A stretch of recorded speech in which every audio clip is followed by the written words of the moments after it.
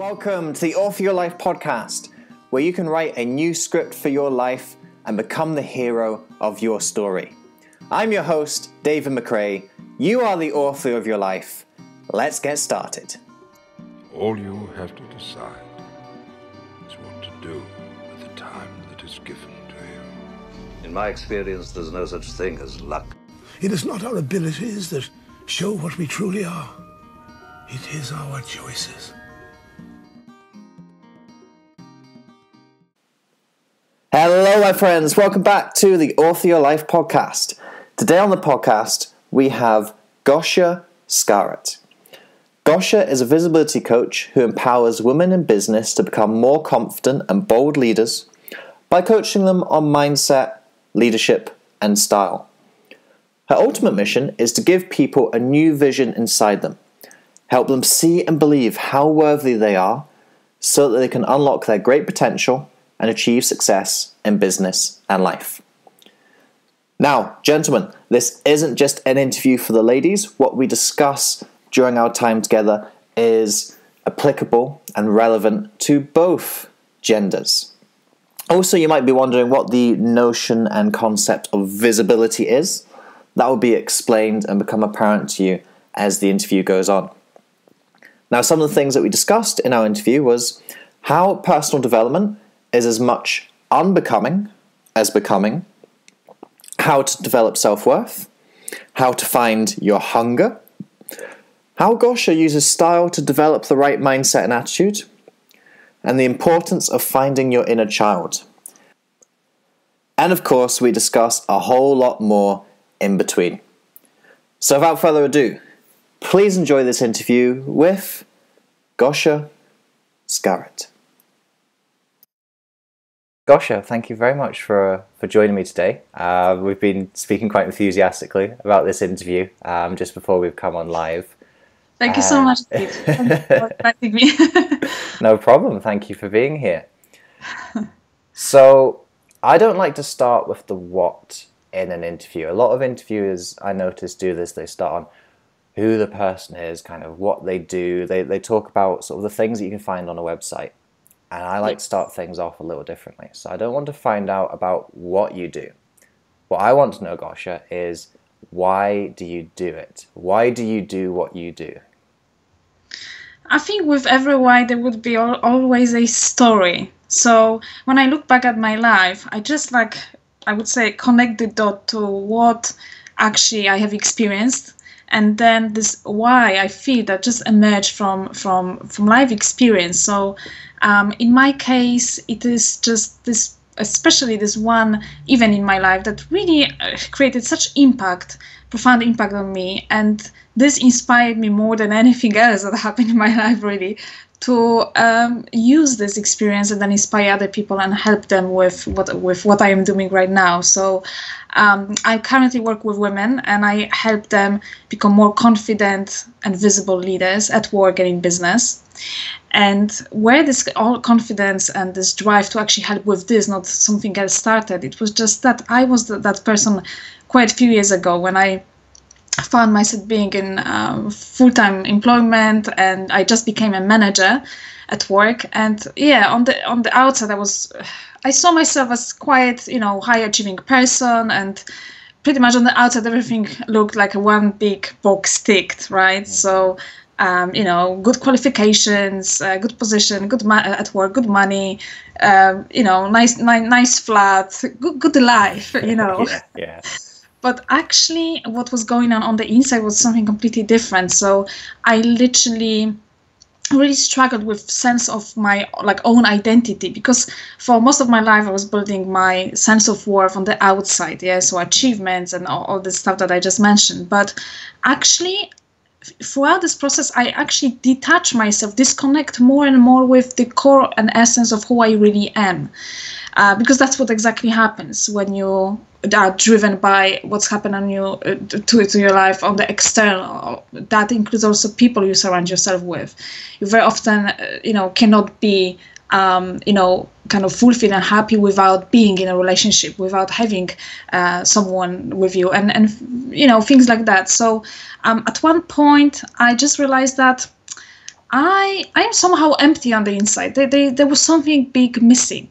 I achieved whatever I wanted on a professional level, and but I didn't have this kind of, I would say, people skills, in a way that I didn't have this natural, genuine compassion to actually understand people, to help them the best I can, to bring out the best in them, and to motivate them, to inspire them. So although on the outside I was a manager, I didn't feel that person, on the inside. I didn't feel and see myself as a leader of my own life in the first place, not mentioning how to, inspire people to see themselves as a leader too.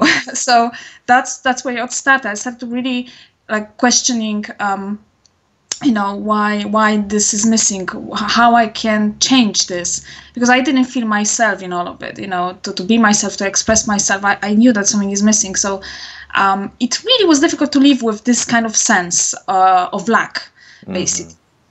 It was, I was just unfulfilled. I was just unhappy. I couldn't, like I said, be the best for other people. I was very judgmental, very criticizing. I had those anxieties, even that when I had to go and speak to certain people, I just was doubting myself somehow. So there was huge clash. On the outside, you are very confident, stylish, all is good, all is fine, but you smile. But on the inside, completely different story. So it was such a kind of unbearable pain, mental, emotional pain, that at that stage I just had to just be very honest with myself and actually ask for help. That was a critical moment for me, because at that very moment I just, I was not the person that I would normally easily reach out for help. So for me, that was the most vulnerable place I could really find myself in, to actually admit for myself that, well, you really, you need help. You don't have it all figured out. You are imperfect. But in this decision, there was huge acceptance at the same time. So that was this decision that actually changed so much. It just changed me completely from one person to another. I always say that to become more myself, I had to really unbecome many things I was not. But I needed help with this. And this event, this decision, turn my life around, turn how I see myself and who I manage, who I have become. And it was such a huge change for me that inspired me to help other people and find this why, to help other women who are achievers, who are go-getters, who really, can put themselves, have discipline in life and stuff like this. But this is all driven with something on the outside. And in this process, they get more and more disconnected. But they want to be a good person for other people. They want to be there and contribute, create value. But everything starts from you. That's definitely something that I learned. And it is only that moment when I started to build this relationship with myself the best I can, that I could then be more for other people. And that's exactly what I hope to achieve and help with client I am currently working with. Yes, with actually connecting. I always say that unfold the leader within, because I do believe that every single one of us is CEO of our own life, and to be a leader and inspiring leader, full leader for other people, you really need to be first this leader in your own eyes and in your own life, from within. So that's pretty much the source of my why, if you say, or my why. Oh, thank you very much for sharing, Gosia. There's quite a few things I'd like to expand upon from there. One thing that's interesting that came out of that, it was just a sentence, but it's a concept that's actually come up in my last couple of interviews, my last couple of discussions I've been having with people.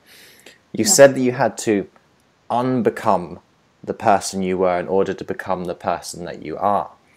And I think this is a very interesting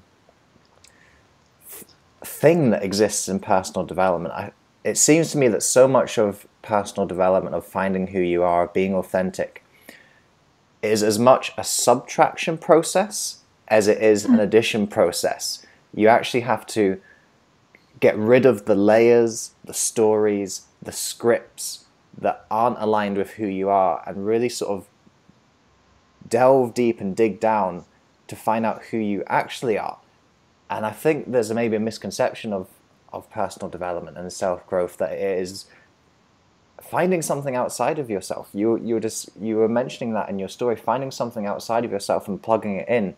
It seems to me that actually a lot of it is this stripping away process of delving deep into who am I actually behind the persona, behind the lifestyle, behind the, you mentioned the checklist, here's all these things that people think I am, but who actually am I beneath all that? So it's interesting that came up again in this topic. I'm always looking for commonalities that are coming from different people's stories, different people's practices, but the same things keep on coming up. So I wanted to highlight that. Yeah. The second thing I'd like to expand on is you were talking about your change, your transformation from who you were to who you are now. Can you remember a particular event or experience that kind of gave you that wake-up call? I don't think there was like this one specific pinpoint moment. I think very often we make decision to do something about our lives once the state we are in is just, like I said earlier, unbearable. So it's been building up over time. I think simple everyday observation. Let's say you go to work and you see that, oh, why I can't be that engaging, that outgoing like other people? Why I can't be just like in this flow mode? Yes, so this kind of effortless state when I don't have to doubt myself so much in my head, when I don't have to overthink so much before I go and speak up at that business meeting. Why someone else can be just like, oh, that's funny, whatever, they don't care, they say things and that's fine. Why I am scared to just like be that person? Yes, why I can't just say what I really think on that business meeting, because I worry that maybe they will think something less of me, and this analysis of it is just like stops me from actually expressing myself in the first place. So with each event like this, with each business meeting like this, with each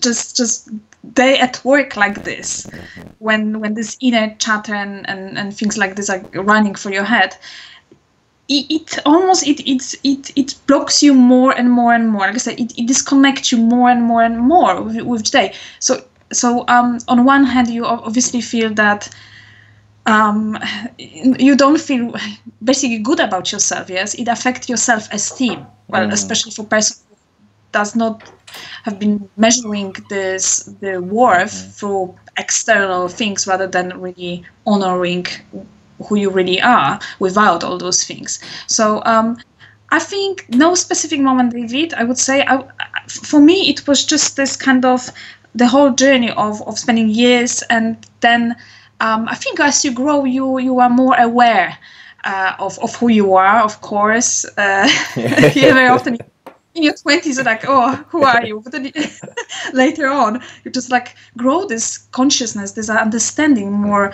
You pay more attention. I think that was my case to myself, and maybe I just started to notice that it's just bothering me. It's not me. So on the outside, people very often would find me like, oh, she is in bad mood or something, where I wasn't. I just didn't know how to be different, and that was very, very hurtful, because when you, let's say, see comments like this, and you know that's not you, yeah, on deep inside, but you don't know how, then it just like it is like mental prison. It is like this kind of sense of prison that you just don't know where are the keys. You really want to go out through the door. You just really don't know how, and you know. So yeah, I think that just was the build up, the everyday situation that I just could notice, and I just didn't know how to. And then at one point, I think, actually, you know what? When I'm thinking now, maybe this point could be that there was the desire, so there was pain of being where I was, because that was clear pain. But then was this desire at one point to actually set up my business. But it wasn't so much desire, oh, I want a business. It was desire to step outside the box. So for me, however much you achieve at work, yeah, you can earn respect from people. You can really contribute a lot at work. But for me, it was always a box. You can be a high achiever, but still that is still in the box. So that was bothering me, and I think that was maybe the moment where I really started to think more about, okay, I really need to change myself, because it was just the whole world kind of the viewpoint on the world, life, people, everything at one point that I started to really assess more on a more deeper level, and I knew that I need to shift a lot of things. Yeah, so probably that. Yeah. The situation you're describing, I think a lot of people are feeling that situation. A lot of people feel that they're in a very similar scenario to the one that you've just described. Yeah. What would you say to people who feel very similar to how you were feeling? What message would you give to them that there is a different way of living? They can find themselves. They can create a different life for themselves. What would you want to say to those people? Oh, so many things. So many things. Literally all my shifts, mindset shifts.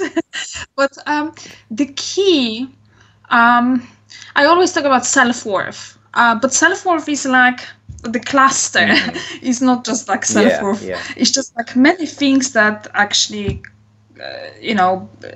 come to build this sense or this realization.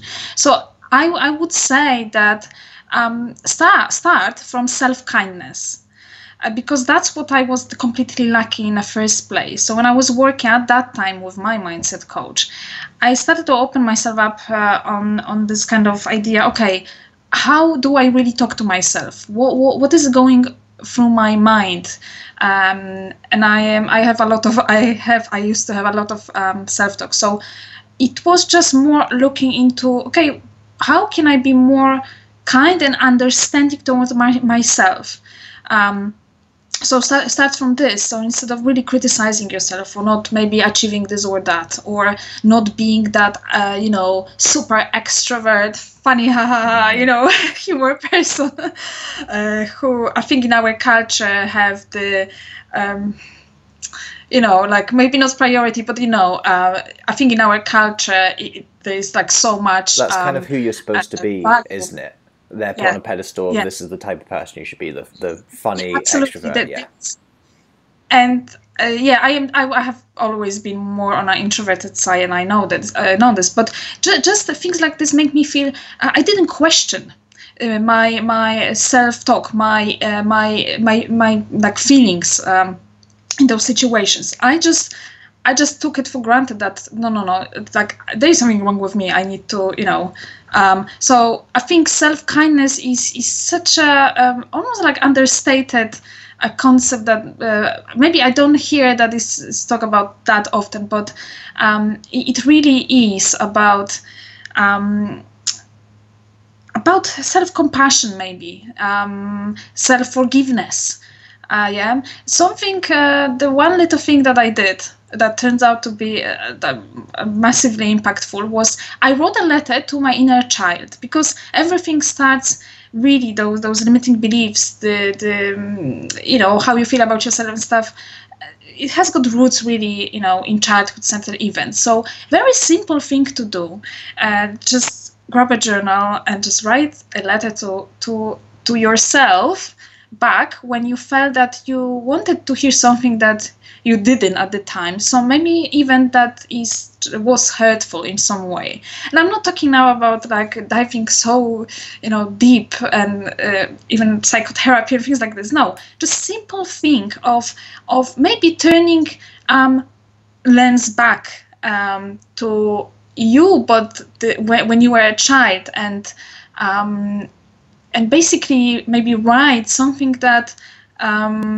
So I write. I was referring to my experience from childhood, where I kind of, misinterpreted, like, or just had, as a kid, we just crave love from our parents, right? So I just wrote the letter as if I was this parent at the time for myself, and what I wanted to hear so much, this reassurance, this reinforcement of own worth and love for myself and stuff like this. That was transformational. That was because I came out from just this simple, activity, let's say, with this sense of self-forgiveness, self-compassion, self-kindness. That was really good. That was it just connected me more with me, because you are still the same person. Like, okay, you were a child ages ago, okay, but that's still kind of your life, right? Yeah. So you need to connect the dots, like in general, rather than just separate yourself. No, now it's different. This is whole you, really. So that's for sure. That's the good start, And then obviously building more like understanding of your self-worth, because you see, when it comes to self-worth, it's not something that we actually find in our lives or build. I believe that we only need to understand what the self-worth actually is, because we were born being like worthy, but throughout our lives we have not been taught how to honor our own relationship with yourself, our own thoughts about ourselves. From the very start, we are born into the world where you have people who are taller than you, bigger than you, just smarter than you, more knowledgeable. So no wonder why we grow up in the sense that we are not enough. And also sense that what someone else say is more important than what we say, that someone else's truth is more believable than our own truth. We've been born to the world this way, right? Mm-hmm. So it really just undermines the sense of our own worthiness, and how valid you feel you are for yourself. We have never been taught in school about turning lens on us. It was always on the external. So when you think about everything like that, then no wonder why we very often, like, completely at one point just hit this kind of glass ceiling. It's like, yeah, but is that all? Like, I don't feel like fulfilled or worthy. So I think that's another thing. Like, try to understand what really self-worth is. Take the external stuff away. It's obviously very okay to feel good about your achievements and everything, but this should not be the subject to actually, feeling worthy for just who you are, So many things, But it's a big Pandora's box, isn't it? It's like, what allows you to change? Well, there's quite a few things that you have to do, and there's quite a few different avenues that you have to explore. Yeah. But again, what I was hearing throughout all of that was this stripping away process of getting rid of the BS, getting rid of all of these things that we've built up that we think are reality, that we think are the truth, but really they're not, and really digging down into.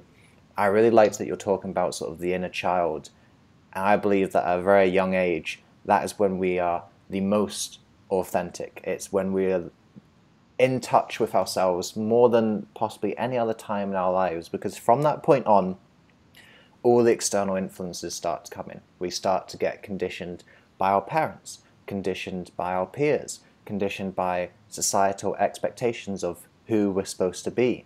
And I think if you can get back as close to that, let's say 5-year-old child, if you can get as back close as possible to that 5-year-old child, I think that is when you are most in touch with who you are, and that's when you're most authentic. So I'm really glad that you shared that exercise, and I would encourage the people who are listening to engage in that process.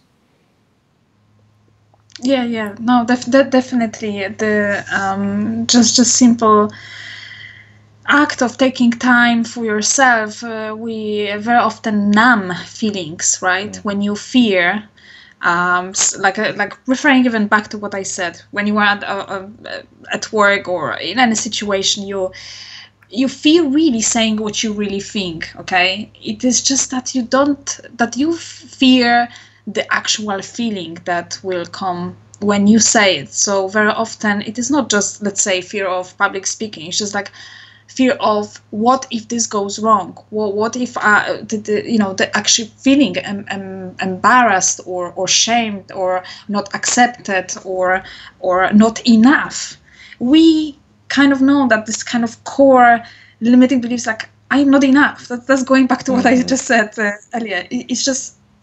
But we need to understand that this is just a conditioned thing. That's constructed thing. That's not. That's actually unnatural. So very often, I would say there is like, if someone does something hurtful to us, we feel hurt. This equation is just wrong.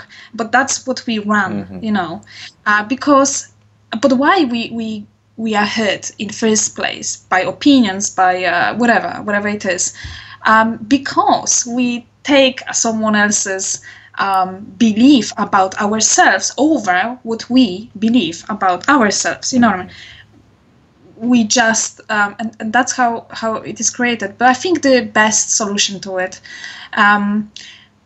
well, from my experience, and something that leads to actually authenticity, is connecting with self-worth and actually completely reframing fear. Everything starts in understanding. Would you agree? Yeah. Mm-hmm. Understanding is the power. And obviously then once you understand, then obviously you take action, aligned action. But yeah, so definitely it is just so much about connecting with your worth and believing in yourself.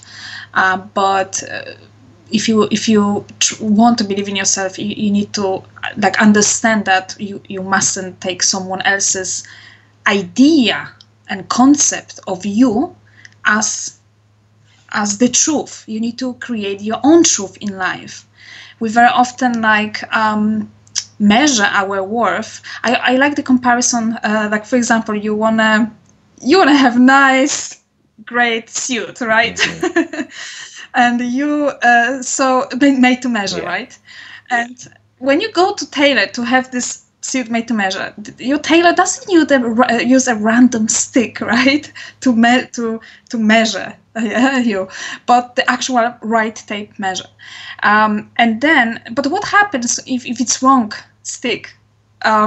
Is that then you look at you in this new suit in the mirror and she's like, yeah, this doesn't fit. Something is not right. This is not me. This doesn't make sense. Something is missing. Like that's the not right picture. Mm-hmm.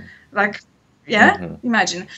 And the same with worth. When you think about this, most people, or many people, would use wrong measure tape to measure their own worth. So they use, okay, who am I spending time with?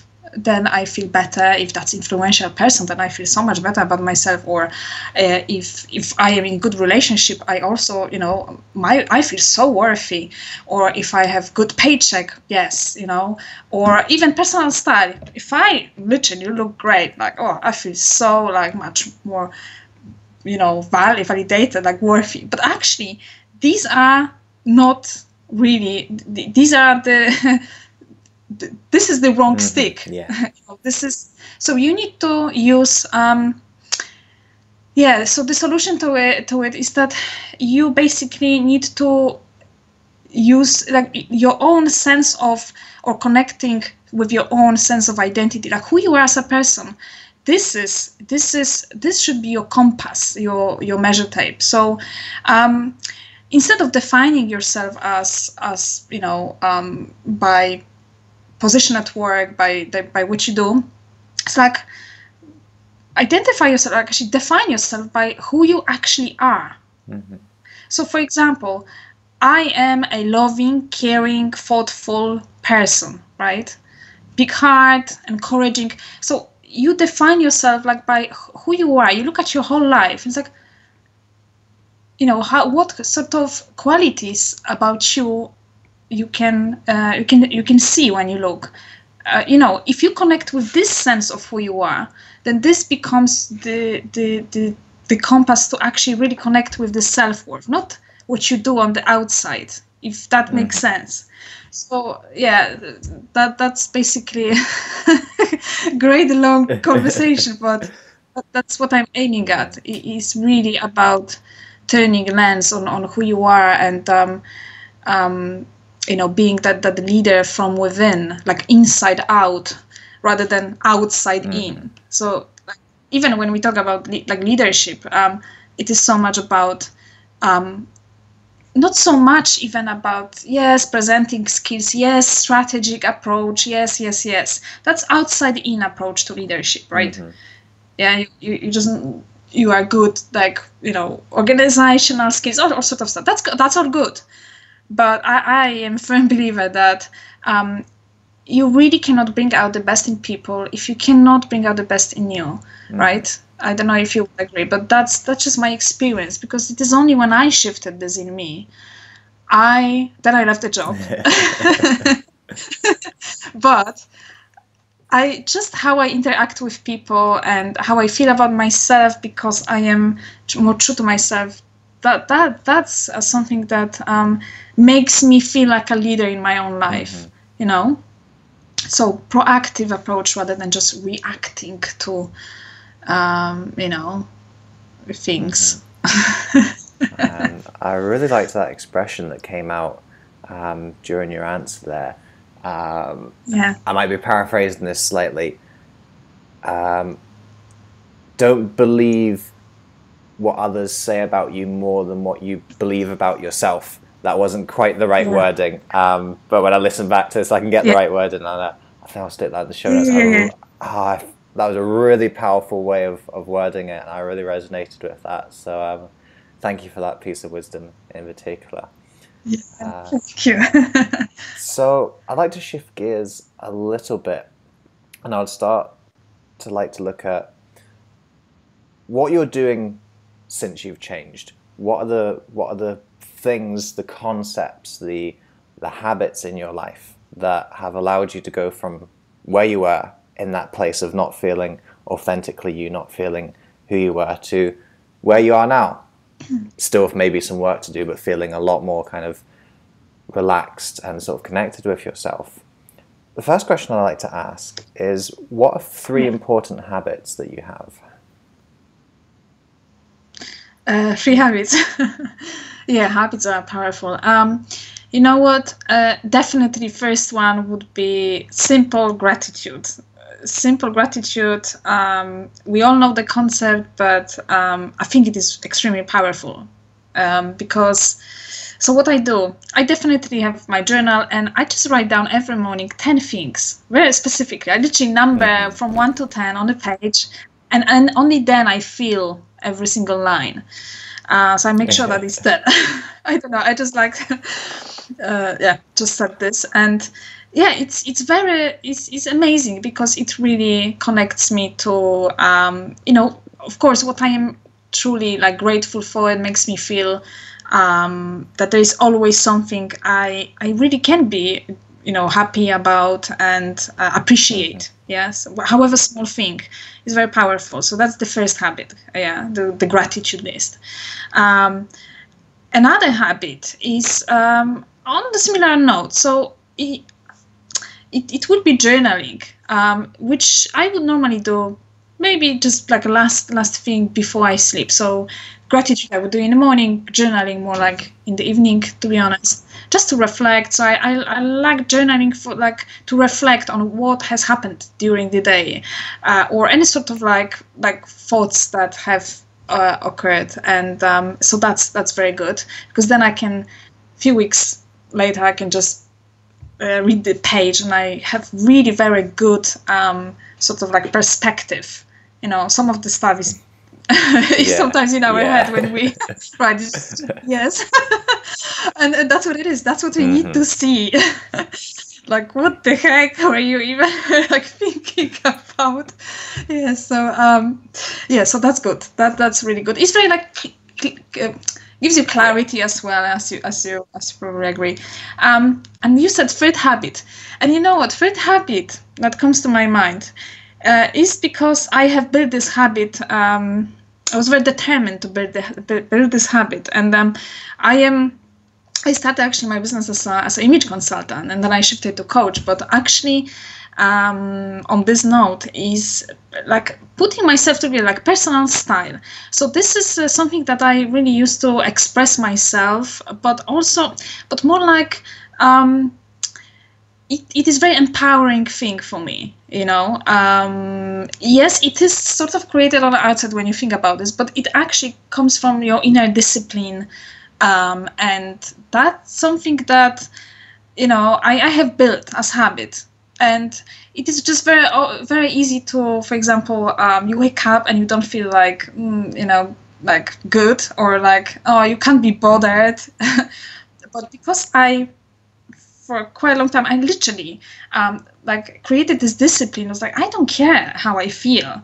I want to feel better, or I want to, feel more empowered. And I created this habit, and that's something that kind of, I don't know, is something that I just wanted to mention, because this is something that I also inspire women I work with to kind of shift.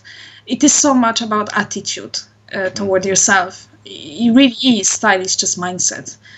It is another kind of mindset shift to me. So that would be something that makes me feel more kind of empowered and also authentic. Yeah. Some interesting habits there. That third one in particular, I don't think you'd have that many people list that as a habit. So that's an interesting one. We can maybe explore that a little bit further. Yes. The first thing I wanted to pick up on was your gratitude in the morning. Gratitude's a huge thing for me as well, personally and professionally. You said you write down a list of 10 things. Is there a particular structure to how you find those 10 things? No structure at all. No structure. It just flows. You just wake up, have my tea or coffee, or actually, I like water with lemon. Yeah. And I think it is best things just flow when you really connect with yourself. So how many days I have that, that days when there are better days and worse days. There are days where you maybe doubt yourself more, or actually just like things maybe don't unfold for you as you really would like.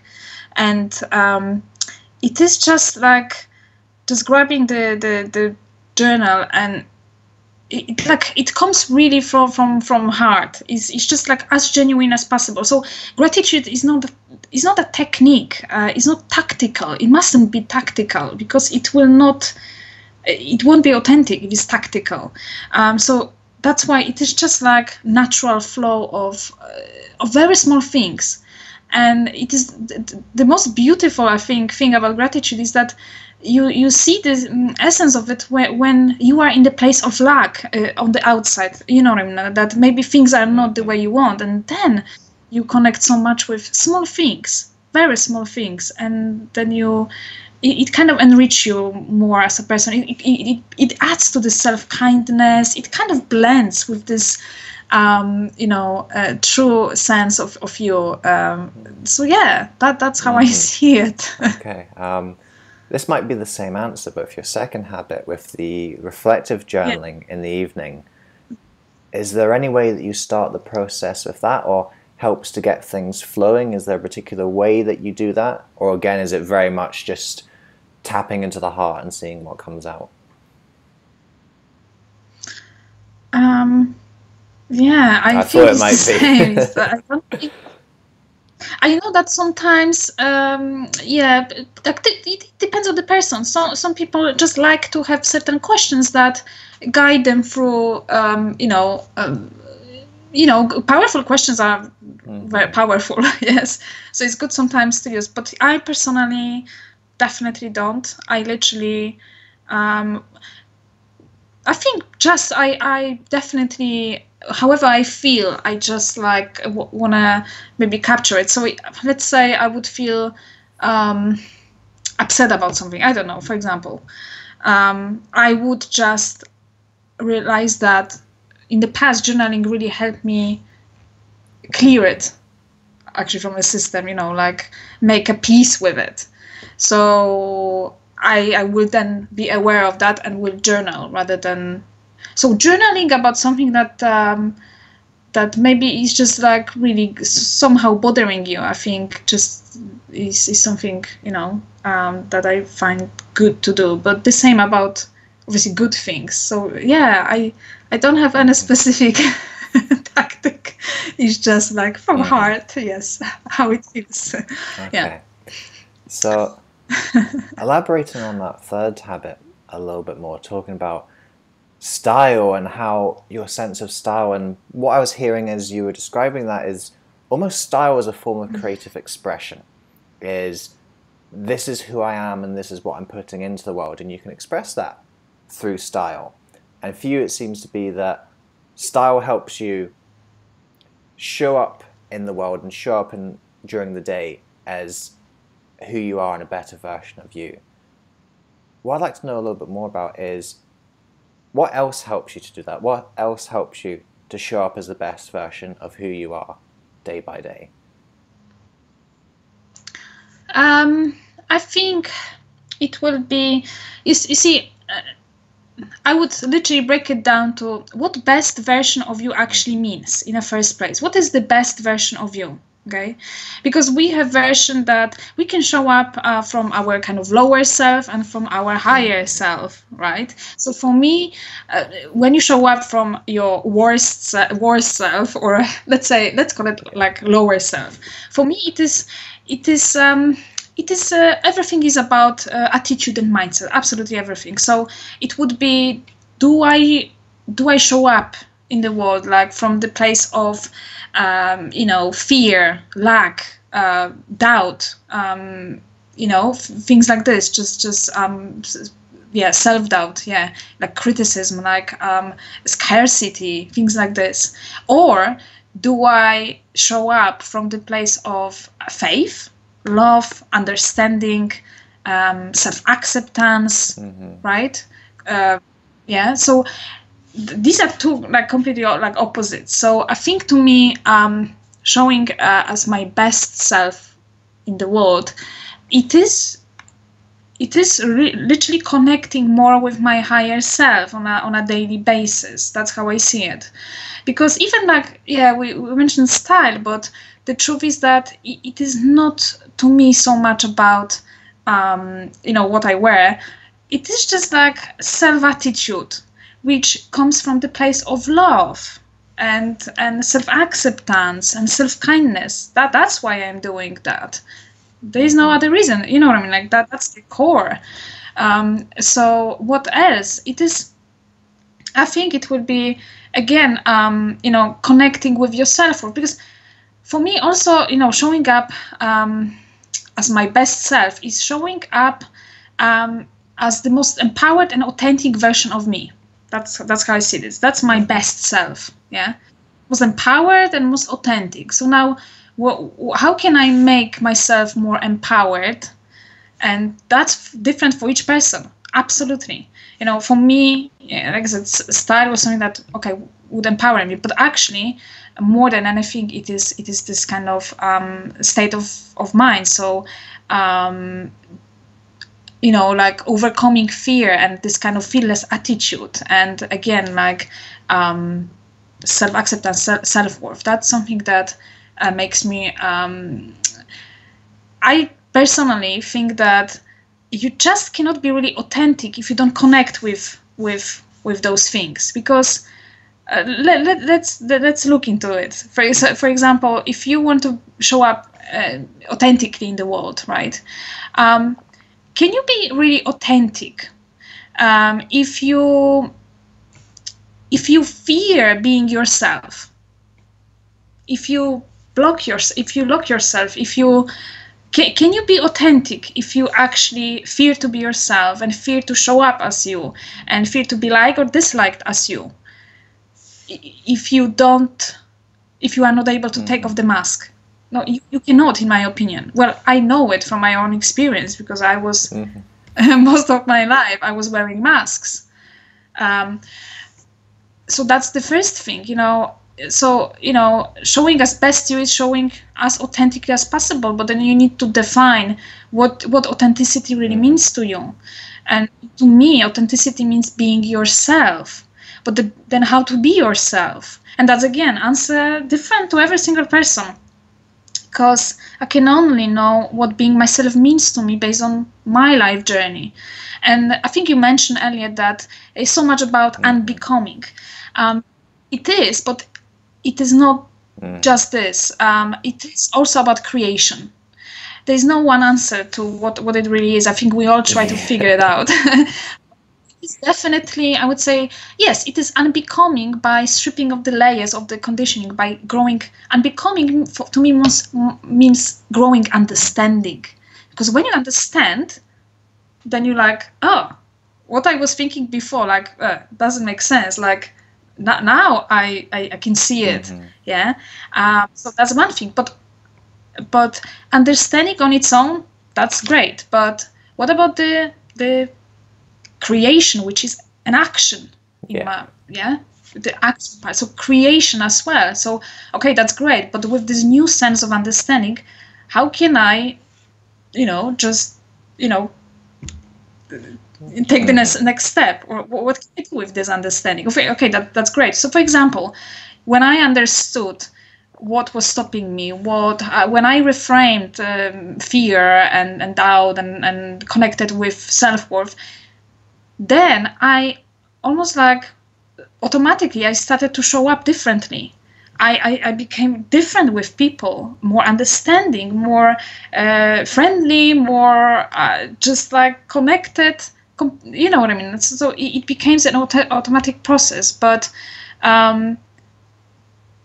yeah, it was creation at the same time, because each day you show up kind of differently, so you kind of create as well.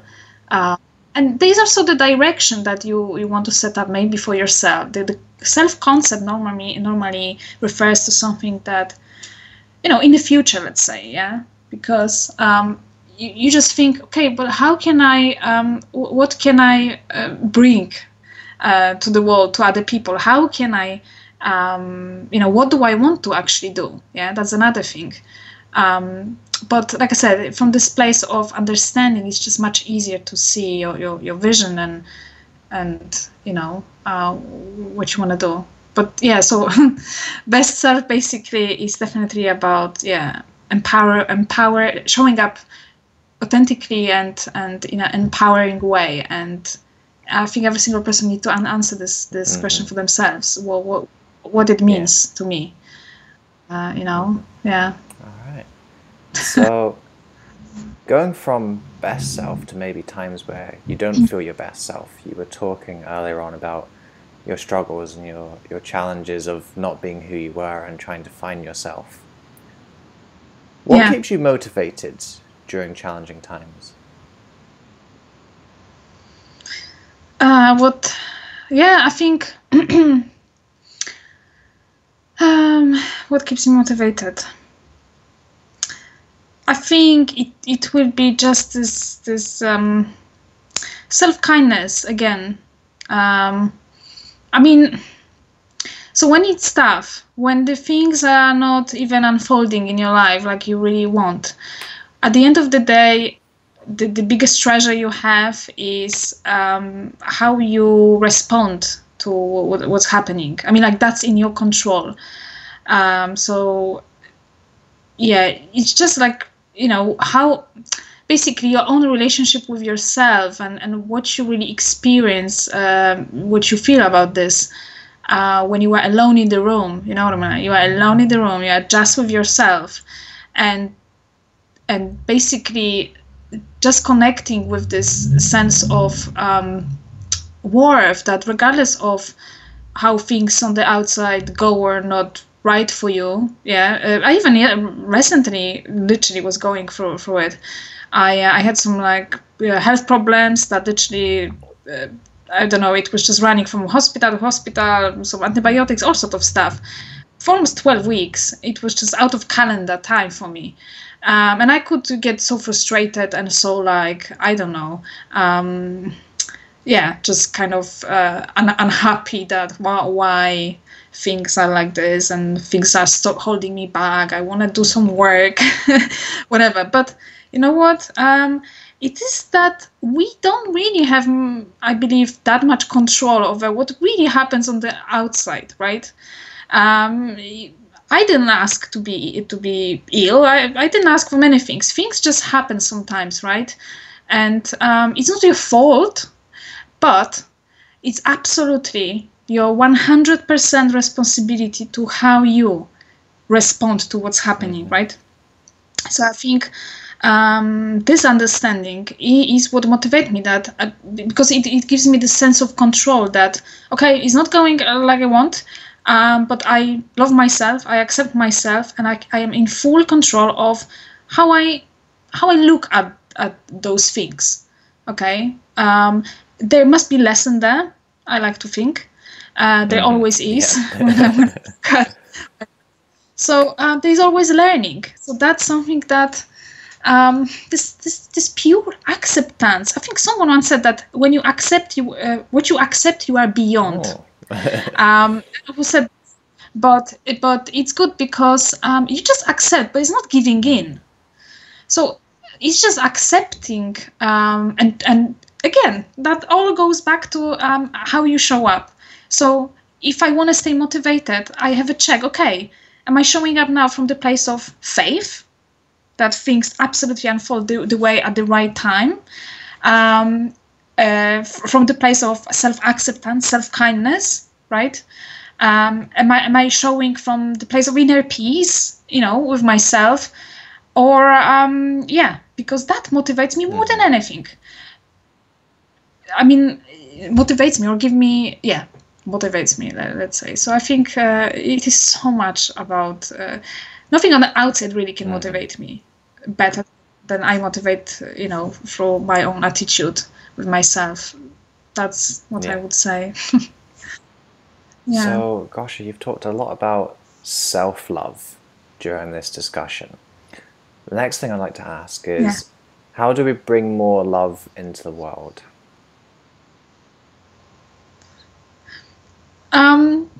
I believe, definitely by giving attitude, but hey, giving to yourself and to others. Not just to others. Right? Giving to yourself and to others. I think, and that first one is where it starts. Okay, so that's how we bring love. How can we bring, again, love, value to other people if we don't value ourselves, if we don't express ourselves? How can we let people be themselves, give them permission slip to be imperfect, and all the kind of inspiration if we don't approve of ourselves, if you don't give ourselves this permission? It is absolutely like your own relationship with yourself, your attitude, self-attitude, how do you honor yourself? It is at heart of giving. You probably agree, or you just cannot give much if you don't have this for yourself, or so I think, self-love is not just, again, destination, is not just like one specific thing. It's how you cultivate relationship with yourself. To what extent are you able to face the truth and turn lens on yourself? I love this quote by Joseph Campbell: "The cave you fear to enter holds the treasure you seek." Because the biggest cave in your life is you. That's the truth. So many of us just chase for whatever it is out there, even the answers about ourselves. But the longer I am living, the more I notice that actually, all the answers actually you already have. You really have. We just don't turn this lens into we don't step into this cave often. But it's good to have inspiration on the outside. Absolutely, it can get you more and better understanding, absolutely. But I think there are so many treasures in us. What I mean by this, so many unanswered questions, I mean, which we have answers for, but we just don't just go there enough. And it requires effort, let's be honest here, to uncondition yourself, to work on yourself. It takes decision. You have always choice, so that's your power. But you need to be hungry for it. I think there are many people, whether it's business, life, everywhere, they're just not hungry enough. I think I was speaking recently with a very successful business person about who is actually working with other people. And he said that the number one thing that he can see that really is like differentiate those very successful people from those less, is hunger. You need to be very hungry for that. And, you know, I have been always very hungry, or at least at one very stage, for understanding myself, for growing myself, for learning more about myself. I was just hungry. The same, I was hungry with style, for finding this sense of kind of, I don't know, just sense of fulfillment, or not even fulfillment, just like, how to describe it? This kind of sense that I don't have to compare myself to other women, that I am just happy with whatever is going on. And I was hungry for it. If I was half hungry for it, I wouldn't be bothered, you know, that much. But so I think hunger is very, very big thing here. In cultivating self-love, in just striving to understand yourself, and you know. But I think it's changing a lot these days. Yeah. Would you agree? Yeah. Yeah. More people are really definitely all great events going on, and yeah, I think it's changing. That's good. That's brilliant. Yeah. It's really interesting you brought up this concept of hunger. I agree. That seems to be the difference between the people who make it and the people who don't. Is the people who make it, however you choose to define that, is they just have something within them, this drive, motivation, purpose, why, hunger. We put all these different labels to it. And this is something I really struggle with, not personally. Personally, I'm very driven, I'm very hungry, I'm very connected with a purpose. But what I struggle with is, how do I help other people find that? Because to be honest, I can point towards some things that contribute to me being driven, but I can't actually say what exactly makes me a driven person, quote unquote.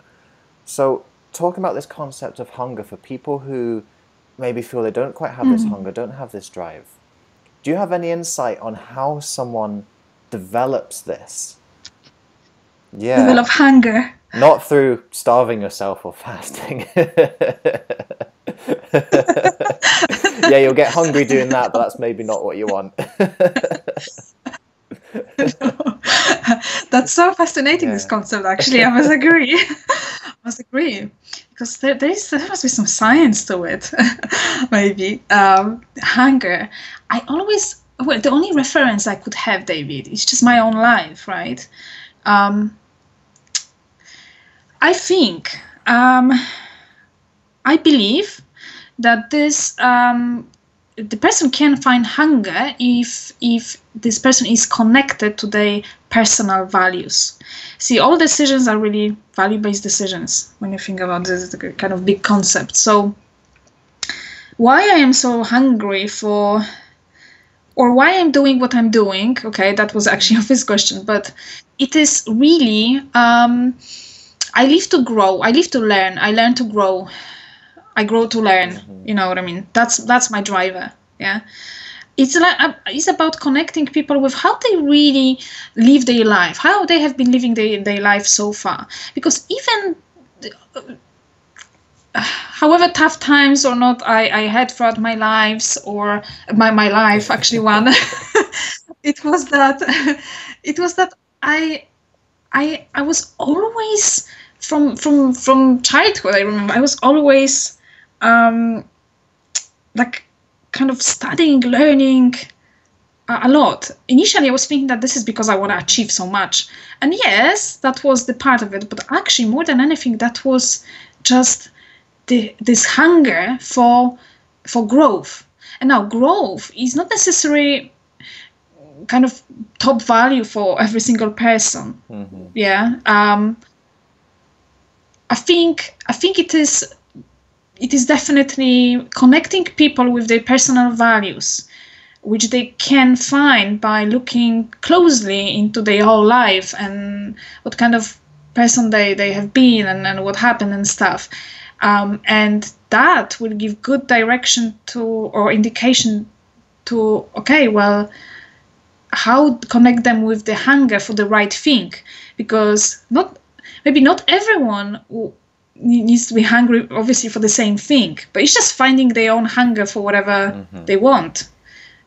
I think, but it boils down to values, because I definitely know my values. It is definitely like self-expression, personal growth, right? It is all combined, and that's how we drive. Like, that's why I am so hungry. But I think it is just like connecting people with the values that are like really driving actions. Yeah, I think that's probably what I think. The elusive question continues. There's so many things I want to find out during this journey on the podcast, and that's definitely one of them. Is sort of, how do people tap into this energy that they have within them, this drive that they have within them? Because I believe that we all have it. There's nothing special about those who have it and those who don't. I think it's an innate part of all of us.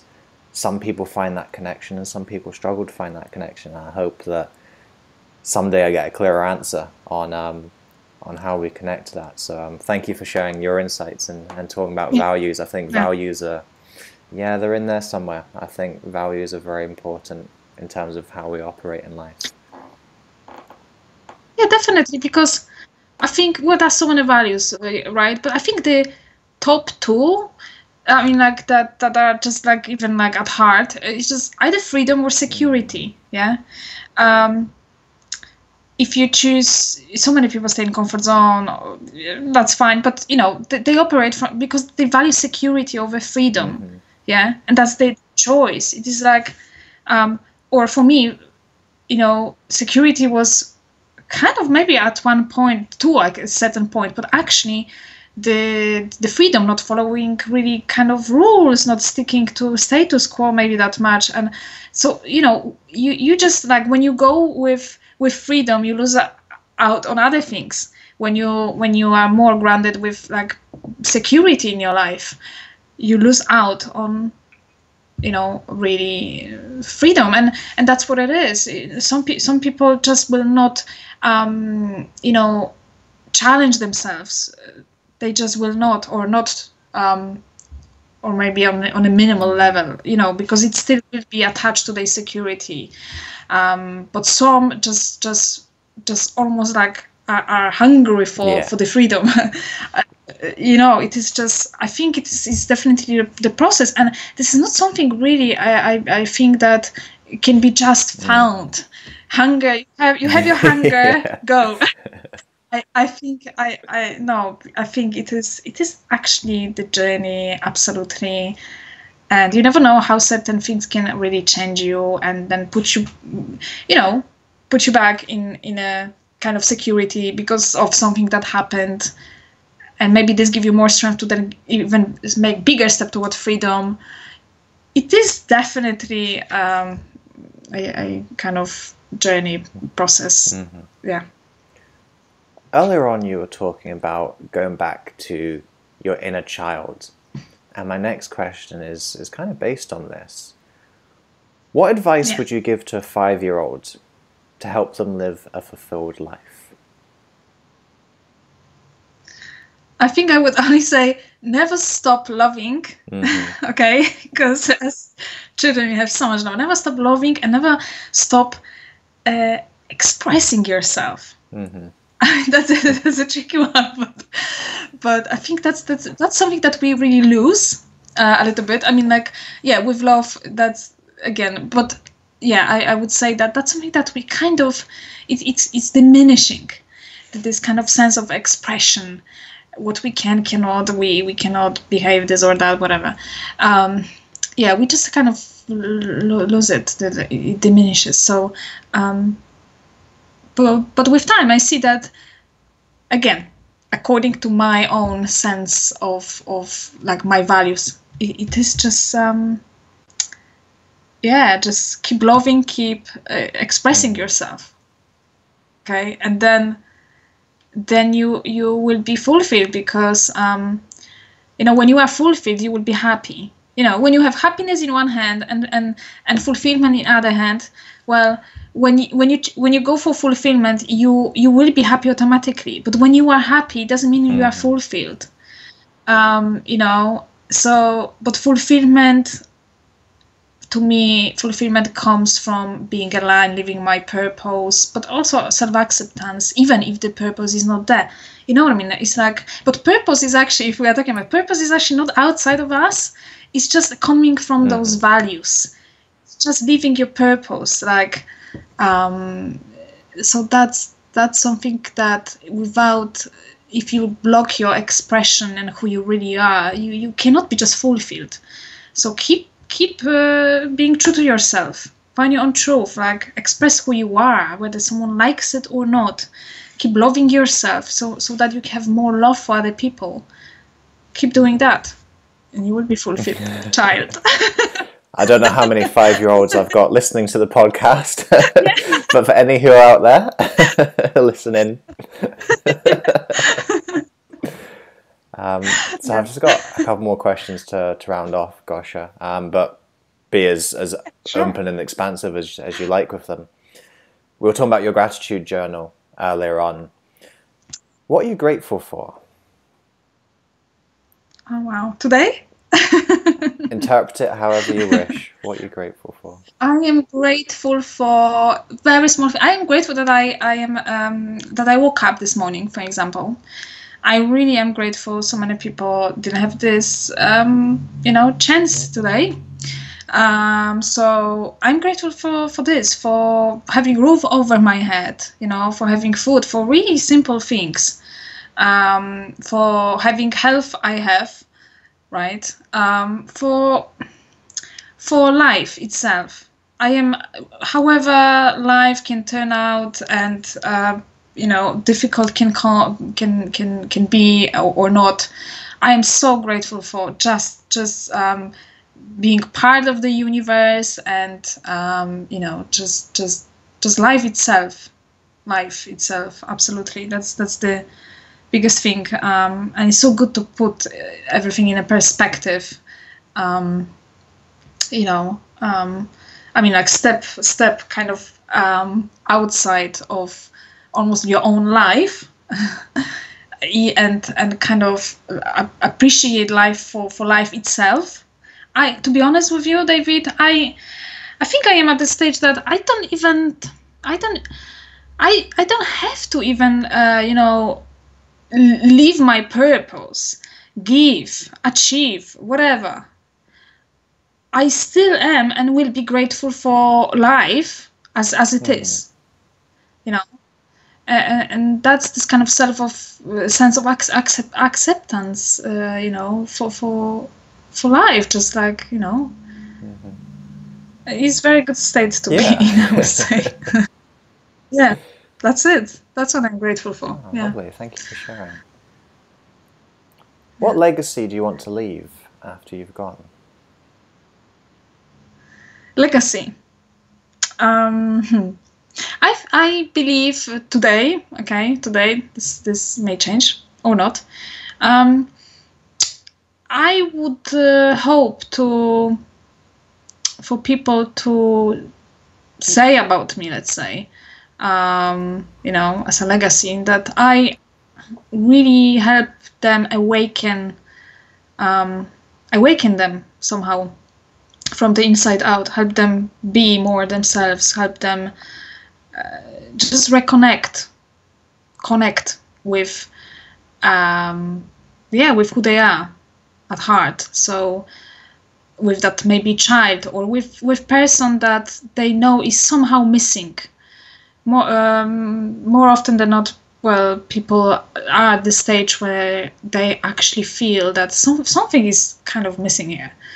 Something's not right. So I exactly want to help people, just connect with themselves and awaken something from inside out, so that they feel more fulfilled. They live more fulfilled and happy lives. But not just that empowers them. So they are able to do things that they would never think they can, because of this relationship with themselves.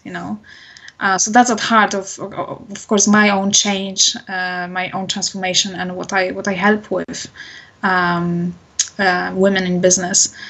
It is just like, be more yourself and allow yourself to be, and from there you can really just show up in a more empowered and authentic way. So that's exactly what I hope my legacy to be. And but yeah, legacy, I think, also maybe needs redefining as well. I also would see legacy, I like my own definitions basically, but legacy is normally what how you will be remembered, right? But I want to be remembered for myself as like that's at heart. Because very often people may not see what you try to do, or there are many different things along the way, but actually just looking yourself in the mirror and just like knowing that you did the best you could. I think that's the best legacy as well. Yeah. Nice answer. And if you don't know the answer to the question, just redefine what the question is. No, I'm only teasing. It's good to hear people's own personal intake, because I have these words written down. I have these words that I put into questions, and they're quite often loaded words like happiness, love, fulfillment, legacy. Like, what are these things? They're different things to different people, and every time you ask a different person, you'll get a different answer. Absolutely, I must agree. Freedom doesn't mean the same thing for everyone. Absolutely not. One person can be absolutely trapped in a business, thinking that, well, what the heck, where the freedom is? I have to worry about this and that all day long. That they cannot live in the kind of state like that. That's not freedom for them. For one person like me, freedom is absolutely being able to be vulnerable. Say things as they are, sharing my personal story, not hiding and stuff like this. That's for me freedom. For other people, no, that's not necessary freedom. They find freedom in not sharing it. Who knows? Is definitely, like I said, you need to find your own truth in life, and that's what it boils down to.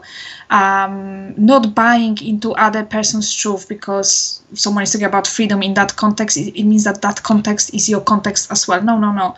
You have your own truth, your own concept of what freedom is for you, or any other value, and that's what I definitely have had to understand. That's absolutely like detach myself from what your definitions are, or of course there are some definitions that we all know, but in this sense, only really your own truth, and as long as you follow it, I think that's something that make you live more authentically. It's funny you just finished on that. Another loaded term that we've talked about more than a couple of times in this discussion is the word authentic. And authentic is the kind of the ultimate end goal for me personally in my business, is to help people to become more authentic. And when you look into the root of the word authentic, and you look into the Greek roots of the Greek root of the word authentic is author. And this is why we have the Author Your Life podcast. Because that's, for me, what I believe being authentic is, to be the author of your life, to say, this is who I want to be, and this is how I want to show up in the world, and these are the things that I want to do, and this is the purpose I want to chase. For me, that's what authentic means. But for you, Okay. Gosia, what does the word authentic mean to you? Authentic. That's a huge, huge thing. Authentic, I think it really kind of refers to what I have mentioned already. Everything seems to be on the same kind of note. Like, to me, is authentic. I always question, like, how can I be authentic if I am not this, or if I am doing this? That's how I kind of refine authenticity, like, in my head, right? So can I be authentic for myself and in the world, for other people, like authentic? So authentic means to me probably true to myself. That's probably the best thing, like, true to myself. But then true to myself means only you know when you are not true to yourself, okay? There is, when I started to do, if I can like mention, but when I started to do my first videos, for example, in business, the best advice I received was just be yourself. And I love this sound of it. It's the worst advice in the world and the best advice in the world, isn't it? Just be yourself. Yes, and you're absolutely. Like, well, I've been trying to be myself, but it's not been something I liked. Yeah. Yeah, I totally agree. It's the best and the worst. But it was freeing sense. It's liberating kind of somehow for me. Like, be myself. Well, for someone who was not for so much. It is authentic means being able to show up in a vulnerable way. What means that you value again your own truth over someone else's, or you follow your own truth. Yeah, so you don't get hurt because someone kind of disagree with you, or have different opinion, or judge you or reject you. Authentic means that you are so connected with yourself that you just express yourself. You express yourself, and I think that's what is the essence of authenticity. I think self-expression. Yeah. And again, it cannot be something that is tactical in a way that, let's take for example authentic listening. It's not about technique. Okay, let's listen because that you show respect. No, it goes from you being genuinely compassionate and interested in really understanding other person. For example, that's authentic listening. So it's not so much, I will share my story because people like that. Yeah. When I am vulnerable. No, it comes because you have such an urge to do it, because without this you don't feel that you are like true to yourself. So it's connecting so much to this kind of inner, even like feelings, what comes up in you when you are not authentic. When you are not authentic. When you hold yourself back. And I'm not saying that I have mastered that. And again, authenticity is a journey, because if you've been conditioned for such a long time, then to uncondition yourself, so allow yourself for expression regardless, is not that easy. But I think that's what it is, the process of just being more honest with yourself, and that's what it is about. But then you cannot be more kind of expressive out there if you are not connected with you.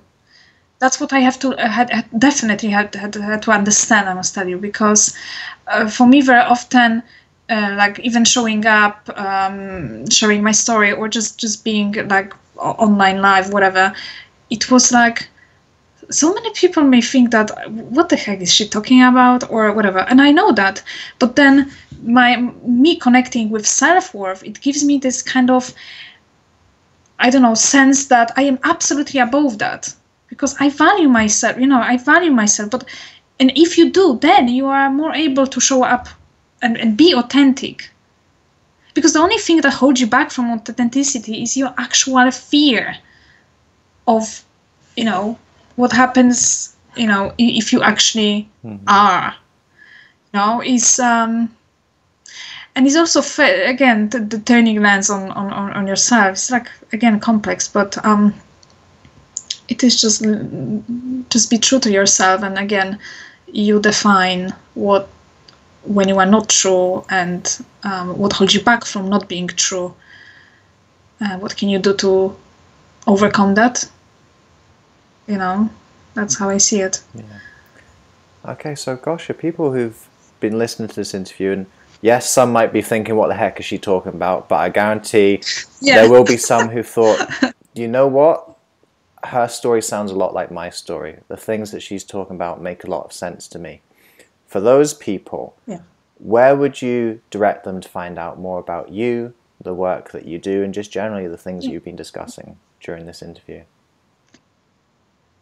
So I'd like to invite everyone to just visit my website, which is gosiascarrott.com, www.gosiascarrott.com. And it is just you find pretty much, Whoa! Something. What shook in the building there? That was, you looked like you were having a little earthquake or something. Oh God, that is scary, but okay. So my website, and I am on Facebook, but pretty much everything, my blog, my vlog, how I help people, how I help women, all those details or inspiration, some nice, interesting videos that I'm pretty sure that give a lot of motivation and new perspective. All of this you can find on my website. So please go there. And for the listeners who are on audio at the moment, do you want to spell out Gosia Scarrott? Yes, that's GOSIASCARROTT.com. Brilliant. All right, Gosia, well, thank you very much for joining me today and for sharing your wisdom and knowledge with the listeners. Thank you so much for inviting me. That was such a pleasure, such amazing conversation. Thank you, David. Thank you so much for listening to this episode. If you enjoyed this episode, I'd appreciate it hugely if you could head over to iTunes and leave a rating and review for the podcast. With your review, please be as honest and detailed as you can be. Because with honest and detailed feedback, that helps me to adapt and grow this podcast to most serve you, the listener. Also, if you enjoyed this episode, then make sure you subscribe to the podcast. That way you aren't going to miss any of the future episodes that we've got lined up for you. Until next time, remember that you are the author of your life. You hold the pen, and you can write whatever script you want for yourself. So go out today and write yourself a beautiful story.